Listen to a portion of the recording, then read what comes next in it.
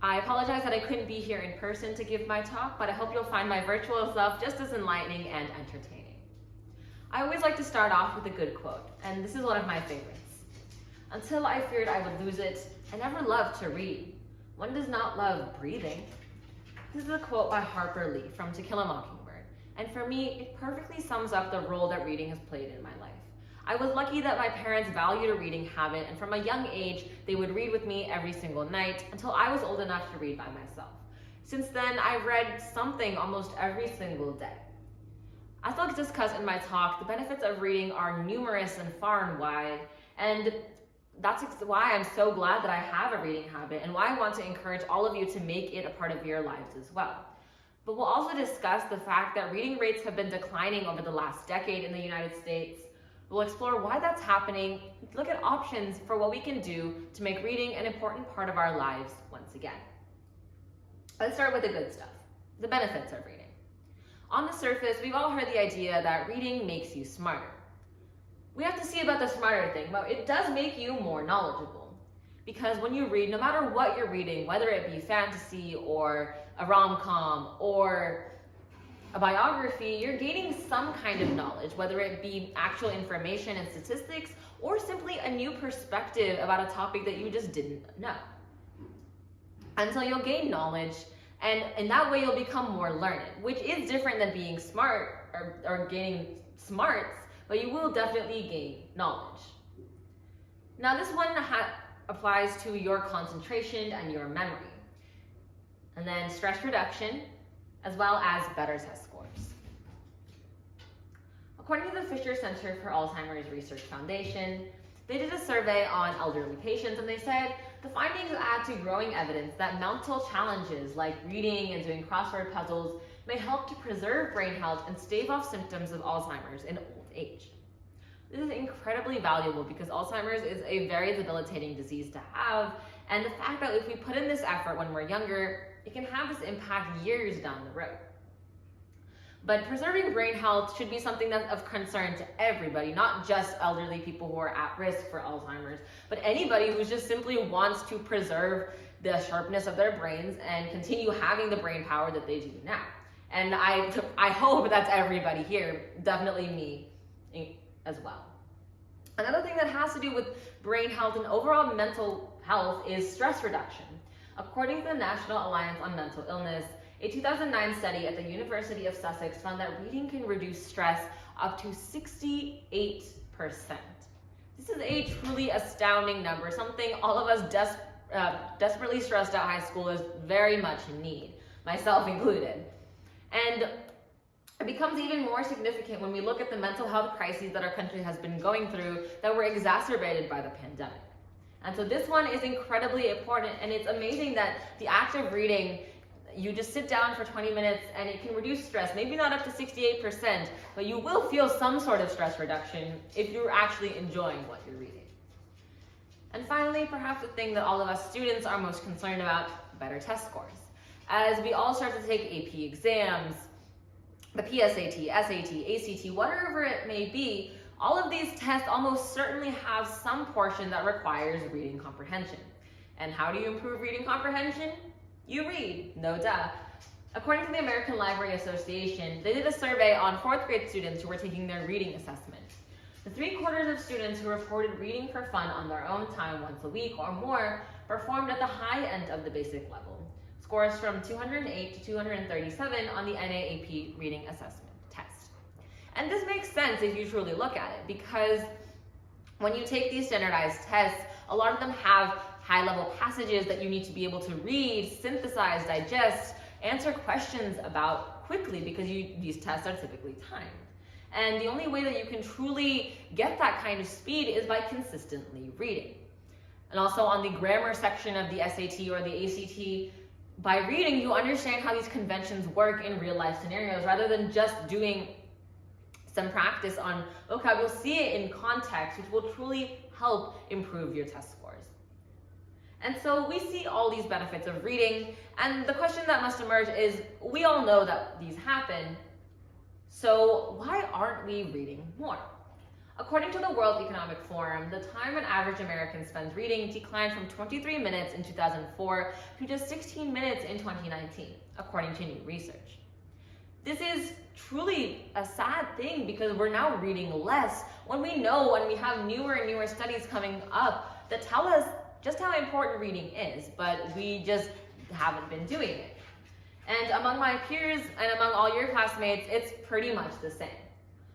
I took a small survey just among my classmates and I asked, how often would you say you read for pleasure, not for school? And about 50% of the respondents said they either never read for pleasure or only once or twice a month. Now keep in mind that this data may be skewed because when I took it, I asked a lot of my peers who tend to be more of the bookish types. But even though the data may have some skew in it, we can still see that about 50% of the respondents still said they don't read as often, as you might expect. And so that's the first $1 million question. Why are we reading less when we know all these benefits of reading? Well, and the biggest thing was we don't have time. Again, in that survey, I asked, would you read more if you had the time? And you can see that an overwhelming majority said yes. And it makes perfect sense if you look at it on the surface once again. We all have a whole host of activities that we need to do, SAT prep, AP classes, honors classes, sports, instruments, extracurriculars, volunteering. Believe me, I know. But again, it's about making the time, and we simply don't have time. But we have to wonder, where is our free time going? Because we must have some. Where is it going? The answer is scrolling. It kind of seems obvious if you think about it now. According to the American Psychological Association, in recent years, less than 20% of US teens report reading a book, magazine, or newspaper daily for pleasure, while more than 80% say they use social media every day. And I'm not any different. I'm including myself in this for sure. We've all gotten lost in that YouTube rabbit hole or that Instagram Reels scroll session that lasted 3 hours, and we've lost countless hours to social media. And that's not entirely our fault because newer research has shown that that is the way social media is engineered by psychologists who know exactly what they're doing and the coders and business people who have the ability to do it. And so it is the addictive nature of social media. And it's not just reading that it impacts almost every corner of our lives. But the problem still is there. The fact that we're spending more and more time on social media, which has been linked with higher levels of anxiety and depression, and less time on an activity that comes with all the benefits that I outlined before. And so now we have a new $1 million question. How do we read more? How do we avoid these distractions and obstacles and spend more time reading? There are a few different ways. The first one is to remove any small obstacles, maybe not as big as social media, but something that still prevents us from reading. One of them is simply having a book to read. I've experienced this many times, and in the survey I took, I saw this as well, that it's hard to find a book that you can enjoy and that keeps your attention for a period of time long enough for you to sit down and read it. We can fix this by doing student-curated book recommendations, almost as if a database in our high school. Now, we might already exchange recommendations with our friends and get them from the peers around us, whether it comes to books, shows, movies, whatever it may be. But this would be that times 100. A simple Excel spreadsheet with just a book that you enjoyed, a short description of why you liked it, can help somebody to pick a book to read. Another benefit that comes with this is that you'll now get more diverse books because we're not just reading the books that have been approved by the school curriculum and the SRP books that even we have a limited choice of. Now we have hundreds of diverse books that our peers enjoy to choose from, and they may have different characters, genres, styles, subjects. Just they come from a wide variety because we're all extremely diverse and have different tastes. Another thing we can do is simply incentivize it. When I was in elementary school, we had a read-at-home program where your parents would log the minutes you read every single day, and if you hit a certain quota, you would be eligible for a prize, whether it be free popcorn, some small trinket, or even a new book. We could do this similar thing at the high school where you're simply incentivizing students to get off their phones for 20 minutes and just read. And they're taking 20 minutes of their lives, but they're getting some sort of prize in return. Another thing we can do is to make it fun. There are hundreds of book games, especially Battle of the Books, trivia, other activities that go beyond just the usual literary essay or Socratic seminar that we do in our ELA classes, just to make it more exciting. All of these serve to do one central idea: rebranding reading, which is the main idea of this entire talk. We have to change the way we think about reading. It doesn't have to be homework, it doesn't have to be a chore, it doesn't have to be something that we have to struggle to do and remind ourselves to do every single day. It may feel like that at the beginning, but if you truly enjoy the activity of doing it, it shouldn't feel like work. And so if we change our mindsets and start seeing reading as something to enjoy rather than something to slog through, then we will of course make an effort to make it a big part of our lives.